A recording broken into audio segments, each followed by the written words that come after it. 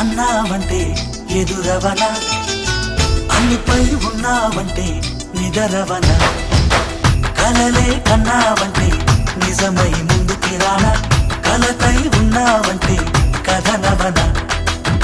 అమ్మలో ఉండే సగం అక్షరం నేనే, నాన్నలో రెండో సగం లక్షణం నేనే. అమ్మ తోడు నాన్న తోడు అన్ని నీకు అన్నే చూడు, చెల్లిపోని బంధం నేనమ్మా చిటి చెల్లెమ్మ.